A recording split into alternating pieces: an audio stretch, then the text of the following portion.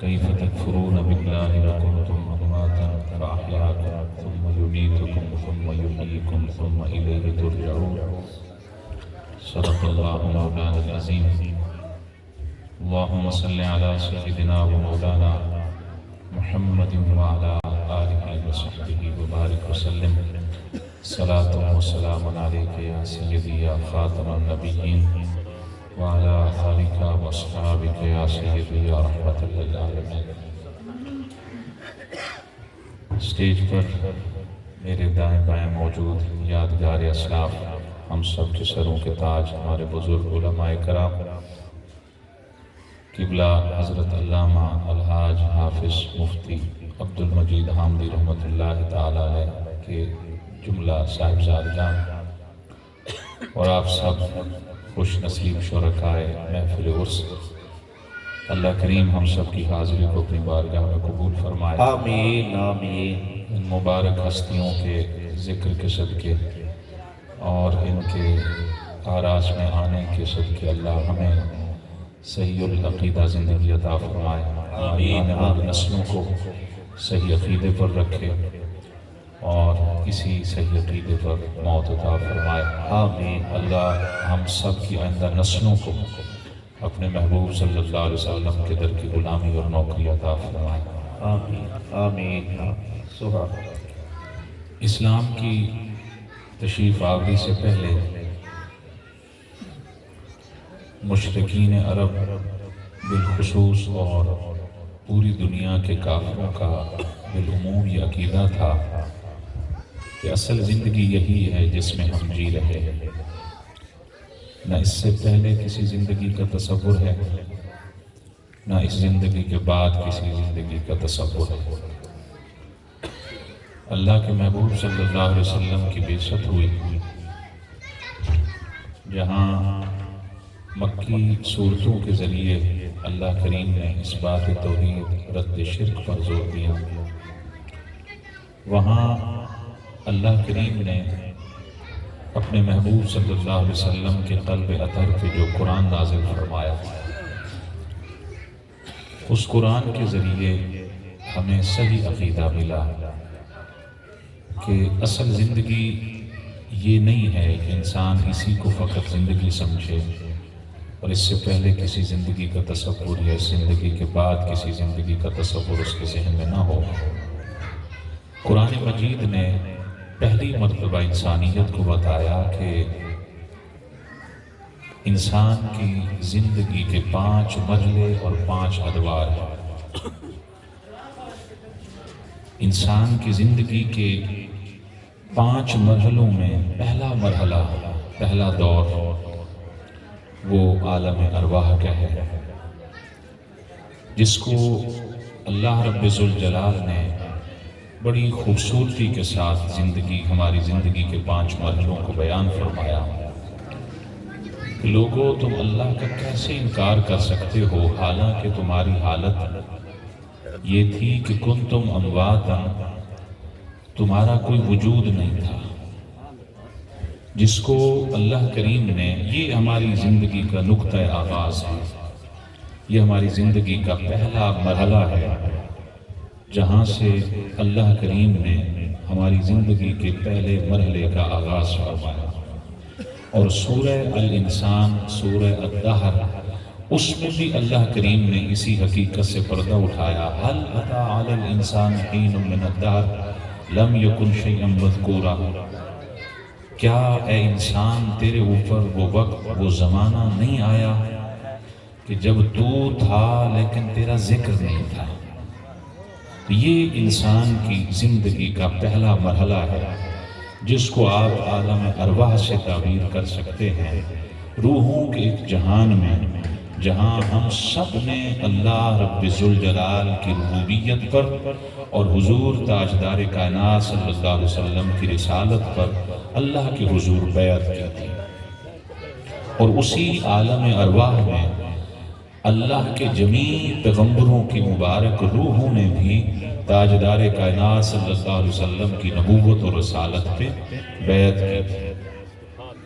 اسی عالم میں رب ذوالجلال نے ہماری روحوں سے خطاب فرمایا تھا الستو بربکم، کیا میں تمہارا رب نہیں ہوں؟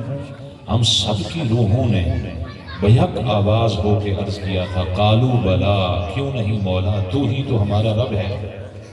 یہ ہماری زندگی کا پہلا مرحلہ تھا۔ اس پہلے مرحلے کے بعد اللہ کریم نے ہمیں دوسرے مرحلے میں بھیجا، فَأَحْيَاكُمْ، عالم ارواح کے بعد اس نے ہمیں عالم اجسام میں بھیجا، عالم شہود میں بھیجا، اس مادی دنیا میں اس نے ہمیں بھیجا۔ یہ ہماری زندگی کا دوسرا مرحلہ ہے۔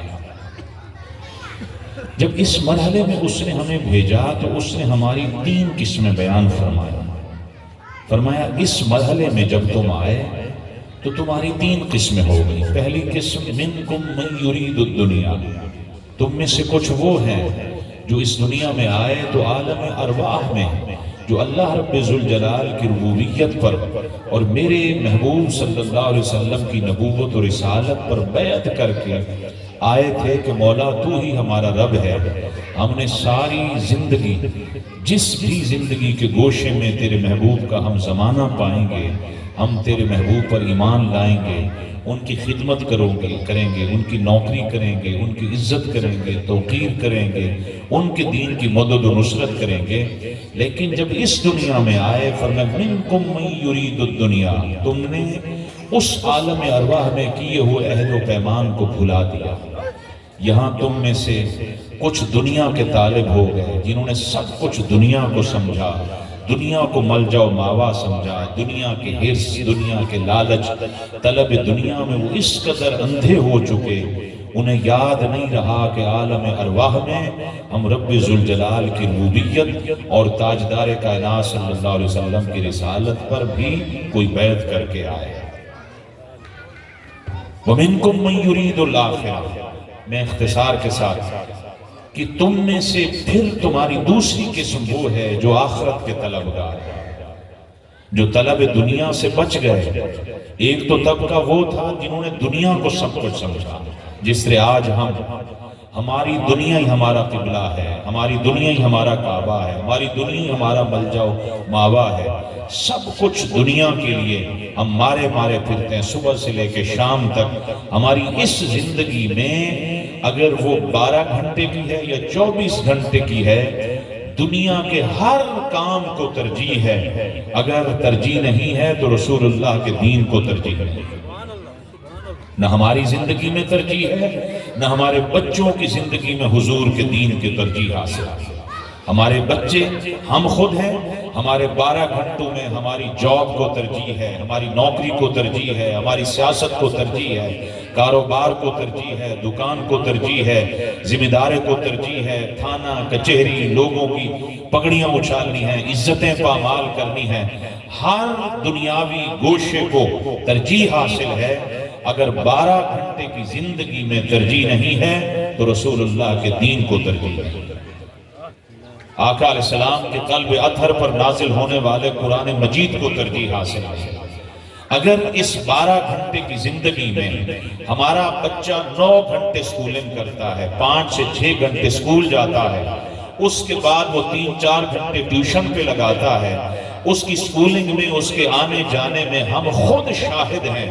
ہمیں بہتر پتا ہے کہ ہمارے بچے کو دین اس کی زندگی میں کتنا ترجیح رکھتا ہے۔ 9 گھنٹے میں کیا اس کی زندگی میں 1 گھنٹہ ڈھنگ کا دین کا ہے، 1 گھنٹہ قرآن مجید کا ہے، 1 گھنٹہ دین سیکھنے کا ہے؟ فرمایا منکم من یرید الدنیا، اس عالم ارواح میں جس رب ذوالجلال کی ربوبیت پر تم بیعت کر کے آئے تھے، مولا تو ہی ہمارا رب ہے، مولا ہم تیرے محبوب کا اگر زمانہ پائیں گے، ان پر ایمان رکھیں گے، ان کی عزت و تعظیم کریں گے اور ان کے دین کی مدد و نصرت کریں گے، لیکن اس عالم شہود اور عالم اجسام میں تم آئے تو تم نے اس وعدے کو بھلا دیا۔ اگر کئیوں کو یاد رہا تو انہوں نے کیا کیا؟ وَمِنْكُمْ مَنْ يُرِيدُ الْآخِرَةَ، انہوں نے آخرت کی طلب میں کچھ نیک اعمال کیے، کچھ صراط مستقیم پہ چلے، کچھ حسن اخلاق کی دولت کو پایا، حسن معاملات کی دولت کو پایا، حسن احوال کی دولت کو پایا۔ تیسری قسم کیا ہے؟ وَمَا تُنْفِقُونَ إِلَّا ابْتِغَاءَ وَجْهِ اللَّهِ، کچھ وہ ہیں جو اپنا مال خرچ کرتے ہیں، اپنا وقت قربان کرتے ہیں، نہ دنیا کے لیے نہ آخرت کے لیے، ان کا مطمع نظر فقط صرف اور صرف رب ذوالجلال کی رضا ہوتی ہے۔ سبحان اللہ۔ تو اس دنیا میں اللہ رب ذوالجلال نے ہماری 3 قسمیں بیان فرمائی۔ فرمایا لوگوں، تم میں سے کچھ دنیا کے طالب ہیں، تم میں سے کچھ آخرت کے طالب ہیں، اور تم میں سے کچھ اللہ رب ذوالجلال کی رضا کے طالب ہیں۔ یہ فیصلہ اب ہم نے کرنا ہے، ہم نے اپنا گریبان کھول کے یہ جانچنا ہے۔ ہم خود سب سے بڑے مفتی ہیں، اپنے بارے سب سے بہتر فتویٰ دے سکتے ہیں کہ ہمارا شمار طالبان دنیا میں ہے یا طالبان آخرت میں ہے یا طالبان مولا میں ہے۔ ہمارا شمار کس طبقے میں ہوتا ہے، یہ ہماری زندگی کا دوسرا مرحلہ ہے۔ تیسرا مرحلہ اس نے بیان فرمایا، ثم یمیتکم، اس زندگی کے بعد پھر میں تمہیں موت کے دروازے سے گزاروں گا۔ یہ انسان کی زندگی کا تیسرا مرحلہ ہے۔ وہ تیسرا مرحلہ جو ہمارے آباء و اجداد پہ آیا، جو ہر ایک پہ آتا ہے، وہ مرحلہ علامہ الحاج حافظ مفتی عبد المجید حامدی صاحب پہ بھی آیا، وہ ہر ایک پہ آنا ہے۔ ہمارے 5 زندگی کے مراحل میں سب سے مختصر اور سب سے کم ترین جو مرحلہ ہے وہ یہی مرحلہ ہے۔ ادھر موت آئی، انسان کی روح اس کے قفص عنصری سے پرواز کی اس نے، اور اس مرحلے میں پھر انسان کے کچھ حقوق ہیں جن کو ہم نے پورا کرنا ہے۔ اس تیسرے مرحلے میں جب انسان کی روح مولا کے سپرد ہوتی ہے، وہ امانت جب رب ذوالجلال کے حضور جاتی ہے، تو تاجدار کائنات صلی اللہ علیہ وسلم نے اس مرحلے میں بھی انسانوں کے حقوق بیان فرمایا اس مرحلے میں اس کا پہلا حق یہ ہے کہ انسان کی جب روح نکلتی ہے، آنکھیں کھلی رہ جاتی ہیں۔ پوچھا گیا آقا، ہم میں سے اکثر رشتہ داروں کی روح جب ان کے جسم سے نکلتی ہے تو آنکھیں کیوں کھلی کی کھلی رہ جاتی ہیں؟ حضرت ابو سلمہ رضی اللہ تعالی عنہ جب ان کا وصال باکمال ہوا، میرے آقا ان کے غریب خانے پر تشریف لے گئے، ان کی آنکھیں کھلی ہوئی ہیں۔ پوچھتے آقا ان کی آنکھیں کیوں کھلی ہوئی ہیں؟ فرمایا روح جب نکلتی ہے تو آنکھیں مڑ کے پیچھے دیکھتی ہیں، سوال کرتی ہیں، اے روح تیرا میرا اتنا عرصے کا تعلق، آج بے وفائی کر کے تو مجھے چھوڑ کے جا رہی ہے۔ فرمایا جب آنکھیں کھلی رہ جائیں تو تمہاری پہلی ذمہ داری یہ ہے، میت کا پہلا حق یہ ہے کہ اس کی آنکھوں کو بند کیا جائے، اس کے کھلے منہ کو بند کیا جائے، اس کے کھلے پاؤں کو درست کیا جائے، اس کے جبڑے باندھے جائیں، اس کو غسل دیا جائے، سنت کے مطابق کفن دیا جائے، اس کی نماز جنازہ کا اعلان کیا جائے، اس کی نماز جنازہ ادا کرنے سے پہلے اس کے ذمہ اگر کوئی قرضہ تھا، کسی کا حق تھا، اس کی بجا آوری کی جائے، اس کے بعد اس کی جنازے کو ادا کیا جائے، جنازے کے بعد اس کے لیے دعاؤں کا اہتمام کیا جائے، اس کو کاندھا دیا جائے، قبر کے حوالے کیا جائے، پھر قبر پر مٹی ڈالو، قبر پر دعائیں کرو، قبر پر اذان دو، جب واپس مڑ کے آؤ اس کے ترکے کو شرعی اصولوں کے مطابق اس کے شرعی ورثاء میں تقسیم کرو، پھر اس کا نہ ختم ہونے والا حق جو تم زندوں کے ذمہ رہتا ہے وہ یہ ہے کہ ہر لمحہ اس کو اپنی دعاؤں میں یاد رکھو۔ یہ انسان کی زندگی کا تیسرا مرحلہ ہے۔